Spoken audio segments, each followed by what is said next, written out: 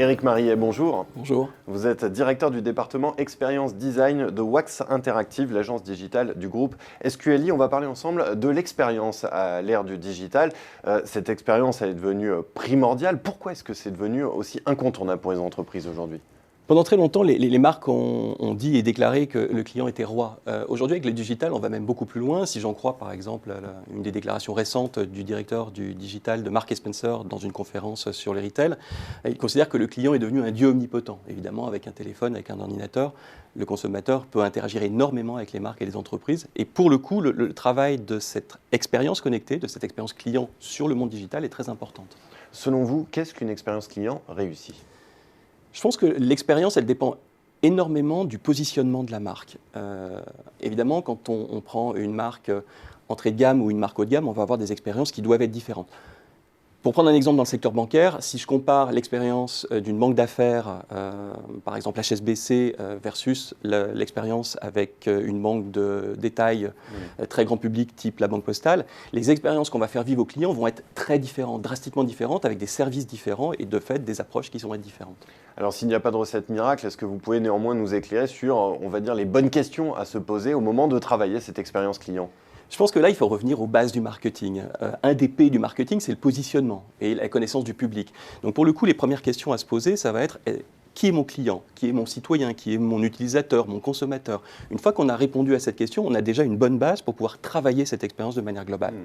Je pense que la deuxième chose à se poser, ça va être une question sur les points de contact. Comment ma marque, comment mon entreprise va interagir avec le client, à quel moment je vais le toucher, quand dans sa journée, quand dans sa vie quotidienne et de manière globale, qu'est-ce que je vais lui apporter en termes de valeur ajoutée. Pour vous, pour le spécialiste que vous êtes, quels sont les meilleurs exemples d'expérience client réussie ? Ça, c'est une excellente question parce que la plupart du temps, quand on me pose cette question-là, les exemples qui me viennent en tête ne sont pas des exemples digitaux.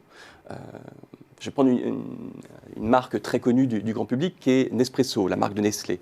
Nespresso, c'est cette petite dosette qui permet de faire un café très facilement. Mais au-delà de ça, le digital est une part très importante de l'ensemble de l'expérience Nespresso. Pour commander mes dosettes, je vais utiliser mon mobile ou mon ordinateur en utilisant Internet.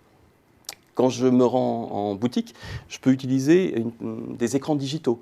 Ça, c'est un exemple. Il y en a plein d'autres. Si je prends Seb, par exemple, Seb réfléchit aujourd'hui et a même déjà lancé un certain nombre de cocottes connectées qui interagissent avec des tablettes qui permettent d'avoir des recettes.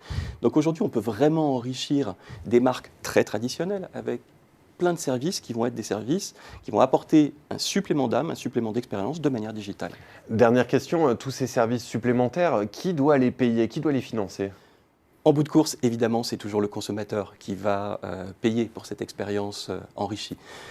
Mais de fait, quand on s'attarde sur les enquêtes à propos de l'expérience client, on se rend compte que 85% des consommateurs aujourd'hui se déclarent prêts à payer pour une expérience plus riche avec les marques qu'ils consomment régulièrement. Pour le coup, c'est une piste intéressante pour les entreprises qui souhaitent investir sur l'amélioration de l'expérience client, sur cette expérience digitale à valeur ajoutée. Et pour le coup, évidemment, rendre un client plus dépendant de la marque, plus fidèle, c'est aussi avoir plus de ROI en bout de course.